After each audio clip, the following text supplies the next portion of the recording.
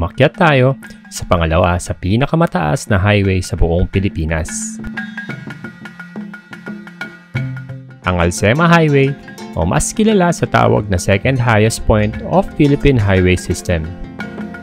Sa biyaheng ito, natunghayan natin ang mga panindig balahibong mga tanawin ng mga kabundukan ng Cordillera at mga nagagandahang mga kakalsadahan dito. Lupit!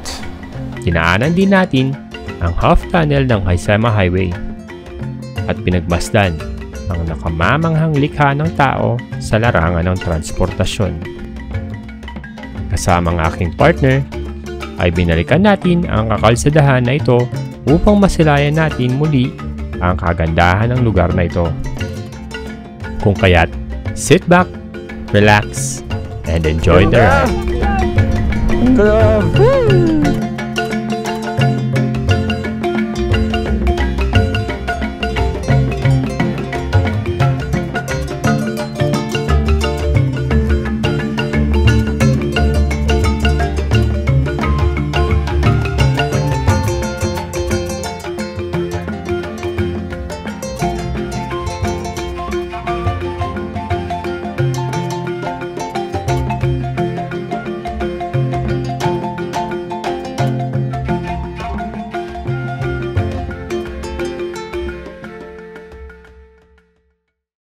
Ikot tayo ngayon since dito tayo sa Baguio. At try nating bisitahin ulit yung mga napuntahan natin before. Good morning! Akyat tayo ng Atok Benguet. Kasama nating OBR.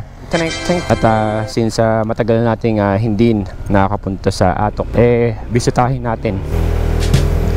Habang umakyat tayo sa Matarik, nakakalsadahan dito sa Baguio City. Grabe, no? Kaya naman. And kung napadaan ka sa channel namin, we are Ride Gone. At we do this kind of stuff, yung travel mostly. At kung mapapansin nyo sa ating video tabs kung saan na kami nakakarating kasama ang aking partner. Wow! Partner. At pasensya na kung medyo namamalat tayo siguro dahil sa excitement. Joke lang. Sa ating panahon. And kung medyo nakatuwa ka sa intro natin, baka naman, please do comment, like, share, and subscribe. At punta tayo ngayon ng Atok Benguet, second highest point. Alright, let's go. Dito tayo ngayon sa Bakaking Road kung saan tayo nagstay for 2 nights. And ngayon nga pala, kung napapanood nyo to, ngayong araw is December 1. At dito natin sinalubong ang Disyembre sa Baguio. Kaya kung medyo malamig ang klima dito sa Baguio City. Dadaan tayo dito sa overpass ng Baguio City. Woo! BGH flyover. Ganda. Ganda sa Baguio. Hindi lang masyadong traffic. Alright, so dito tayo magsisimula. Paakyat ng Atok Benguet dito sa may intersection. Mapapansin natin, puro ano yan, puro liko-liko yan. Oras natin ngayon is 8:46 in the morning at aakyat tayo ng Atok Benguet, second highest point. Let's go! Yun. Unang bubungad sa inyo dito sa parang ano to diversion road para hindi na kayo umikot paikot. Grabe lang, no? Kung dito ka mag-driving school. Walang patag. Hindi ko marunong mag-drive sa patag. Oo. Grabe. Ayun, no? St. Joseph Driving School. Shoutout po sa inyo. At nga pala, kung napadpad ka sa channel namin, we are Ride Gone. At we do this kind of stuff, yung travel mostly. And kasama natin ang ating OBR. At kung hindi ka pa nakasubscribe, baka naman, please do comment, like, share, subscribe. Alright. Nakakit tayo ngayon ang second highest point. Nung nakaraan, nakakit tayo ng new highest point sa may Tinok, Ifugao. Ngayon is pupuntahan naman natin yung second highest point. At titignan natin yung mga nakapaligid na tanawin. Wow! Na pwede nating mahintuan at appreciate. Diba? At meron na lang daw tayong 1 hour and 15 minutes bago makarating dun sa unang stopover natin. Tingnan natin kung makakadaan tayo sa Northern Blossom Flower Park. Makita natin kung ano yung kinagmamalaki nilang garden. At sa mga gustong magpunta dito sa second highest point, expect din natin na medyo yung terrain natin and then yung gradient ng mga kakalsadahan dito is matarik, palusong, at kung ano-ano pa. Ngayon nararanasan namin yung medyo matarik and mga palusong, tapos mga pa zigzag, and sa mga curves may mga bato-bato, so ingat na lang din po tayo doon kung nagbabala kayong pumunta ng mga second highest point. At sa mga nakapunta na ng second highest point, grabe, ang ganda, no? Wow, solid. Kuminto kami dito sa Schillenbeckel Road at grabe, ganda, oh. Ang clear ng mga ulap, lapit, may mga wild sunflower, yun, oh. Grabe, ang ganda. Hindi pa kami nakakalayo sa Baguio, napakaganda na ng mga tanawing aming natatanaw. At sa puntong ito, nabigla na lang kami ng amin itong nadaanan. Solid. Ha. Grabe.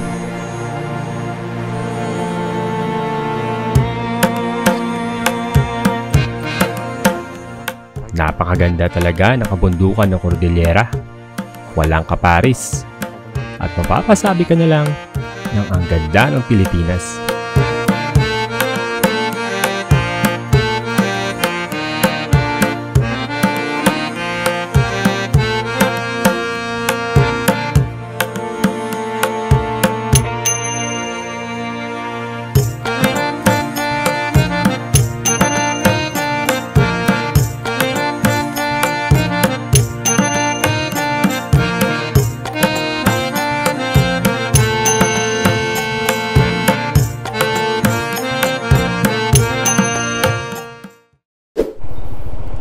Sinong hindi hinto sa gantong view? Grabe, no? Lupit. Habang nasa gilid tayo ng mga bundok. Grabe, ang ganda. Galing. Look, nasa National Toll Gate na tayo ng Bontoc. Nasa National Toll Gate na tayo ng Bontoc. Grabe. Pati dito may sticker ng Clean Fuel. Hanep. Galing. Szeged. Ito yung dating may yung dating may karatula na Szeged Tuba. Grabing ganda, Bush. Ganda. Lupit. Damn. Tapos dito merong parang viewing deck. Szeged Tublai. Labida. Oh, lupit.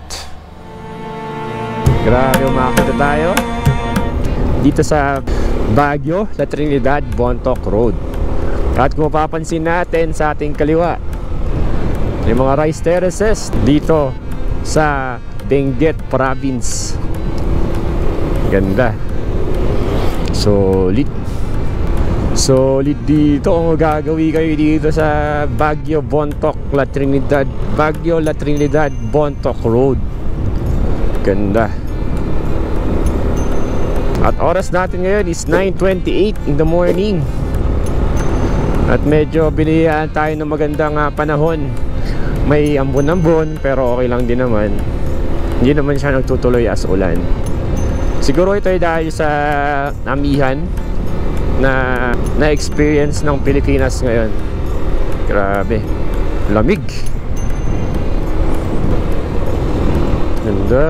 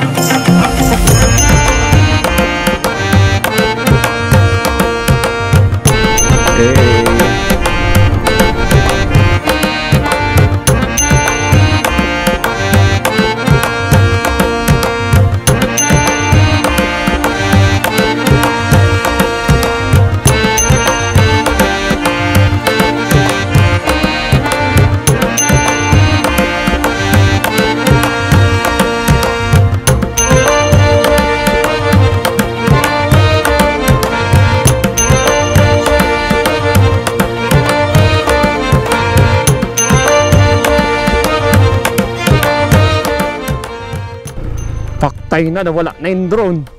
Joke lang. Alright, so meron lang daw tayong 14 minutes bago makarating doon sa second highest point. Grabe, ang ganda. At nga pala, kung napadpad ka sa channel namin, We Are Ride Gone, at kung hindi ka pa nakasubscribe, baka naman, love, baka naman, like, share, and subscribe. Woo! Grabe, ganda. Love. Woo! Caps lock para solid. Grabe, may bahay dun, oh. Ganda. Oh, wala na. Barangay Abiyang, nasa tayo. Oras natin ngayon is alas 10 ng umaga. At kahit alas 10 ng umaga, ang lamig ng panahon. Ganda, sarap. Wow, ganda.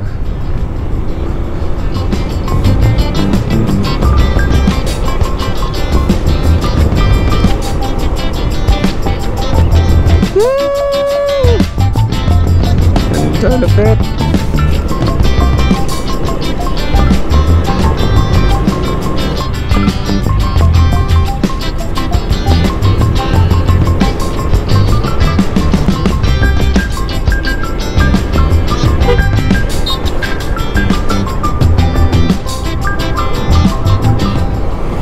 Alright, time check, it's 10:26 at kasalukuyan tayong umakyat na. At mararating na natin ang second highest point dito sa Atok, Benguet.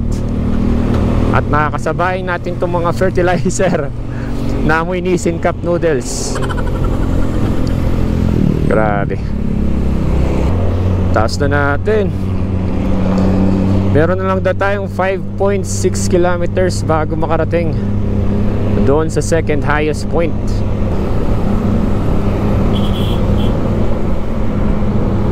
Mamadali yung kotse, oh. Narito na pala tayo sa Alsema Highway. Binansagan itong isa sa mga delikadong kalsada dito sa probinsya ng Benguet. Dahil na rin sa mga kurbada at mga bangin na dagdagan mo pa ng mga panakanakang landslide tuwing masama ang panahon. Alam niyo ba na ang pangalang Alsema Highway ay nagmula sa pangalan ng isang Amerikanong inhinyero? Pinangalan ito kay Civil Engineer Eusebius Julius Alsema na nakilala dahil sa pagpapatayo ng ilang mahalagang gusali sa Baguio City. Naging mayor din siya ng lungsod mula 1920 hanggang 1937 at sa panahon ng kanyang termino, sinimulan ng pagpapagawa ng highway na ito. Noong 1930s, nasa ilalim ng pamahalaang Amerikano ang Pilipinas. Pero tinanggihan ng mga kapwa-Amerikano niya sa gobyerno ang pagpopondo ng proyekto. Dahil dito, humingi siya ng tulong mula sa mga lokal para maisakatuparan ang kanyang plano. Mula noon, naging mahalagang transportasyon ang Alsema Highway sa rehiyon ng Hilagang Luzon. Hanggang ngayon, libo-libong pasahero, turista at mga lokal ang gumagamit ng kalsadang ito para magdala ng sariwang prutas at gulay papunta sa Baguio City. At mga probinsya sa paanan ng kabundukan o pataas sa mga bundok kung saan matatagpuan ang mga sikat na destinasyon tulad ng Sagada at Bontoc.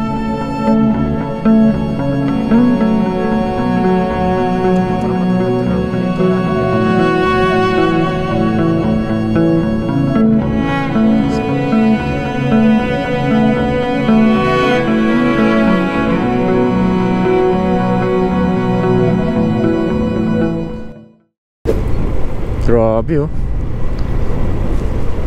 Landslide. Dito na pala tayo sa Alsema Highway.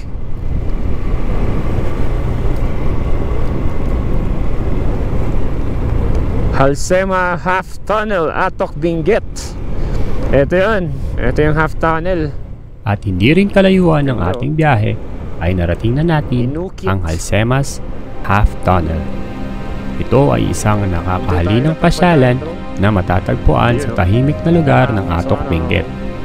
Bahagi ito ng sikat na Alsema Highway at nagpapakita ng kahangahangang galing sa engineering habang umaayon sa ganda ng kalikasan sa paligid. Ang mga bumibisita dito ay sasalubungin ng nakamamanghang tanawin ng luntiang kabundukan at lambak. Ang galing!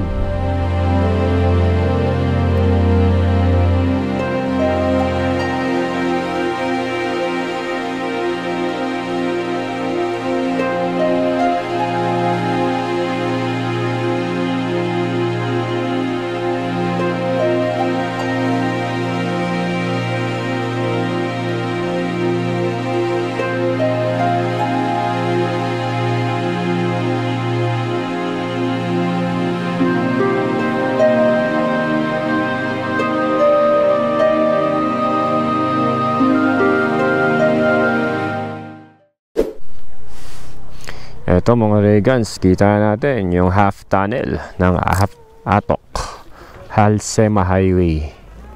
Grabe no, laking bato. Tapos tiniktik para sa kalsada. Solid yan. Lupit. Tara, let's go. At umakit na tayo.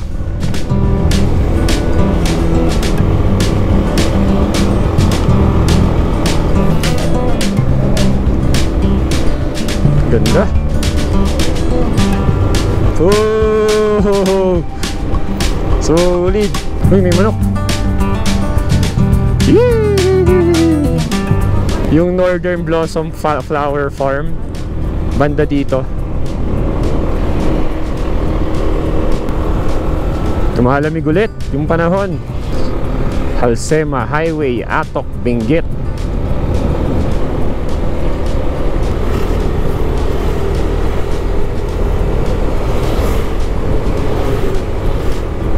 Sa mga puntong ito, ramdam na namin yung tarik ng kakalsadahan. Samahan mo pa yung lamig ng panahon, pero kahit ganun, nakakapawi ng pangamba ang mga tanawin sa kalsadang ito. Taas, grabe. Taas na natin. Angas.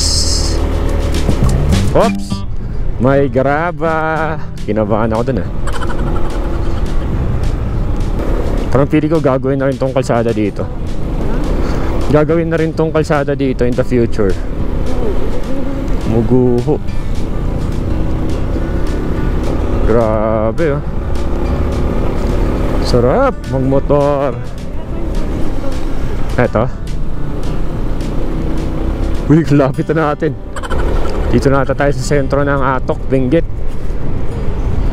At marami ng mga kabahayan, establishmento. Ang galing. At malapit na tayo. May big bike club At finally, andito na tayo sa second highest point, Atok, Benguet. Yun Oh, ganda. Ito yung dating highest elevation ng highway system. Ngayon, nasa Tinok, Ifugao na. Daming nakamotor. Yun highest point, Philippine Highway System. And we reach our destination. At matapos ang ilang oras na biyahe, ay narating na natin sa wakas ang second highest point of highway system dito sa Atok, Benguet. Tinatawag din ang lugar na ito na Philippine Pali dahil sa pagkakahawig nito sa Pali, Hawaii.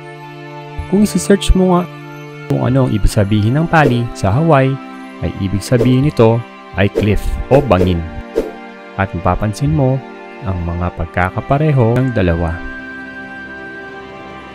Mula sa view deck ay nasulyapan namin ang nakakapreskong berdeng kakahuyan at kamanghamanghang kabundukan ng Atok, Tublay, Bokod at Kabayan. Kasama na ang tanyag at maladyos na playground of the gods, ang Mount Pulag. Galing!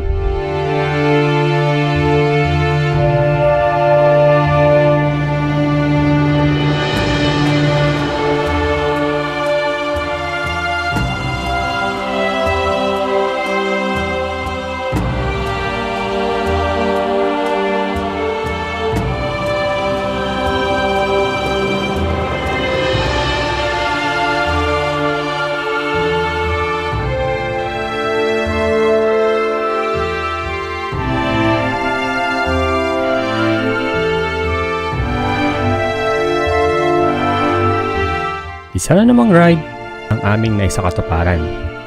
At nakakamanghalang dahil sa punto ng video na ito ay kasama ka pa rin namin sa biyaheng ito. Maraming salamat ha at sinubaybayan mo kami sa biyaheng ito. Sinamahan niyo kaming abutin ang pangalawa sa pinakamataas na highway sa buong Pilipinas. At ngayong narating ulit natin ang lugar na ito ay masasabi lang namin na napakaganda talaga ng Pilipinas.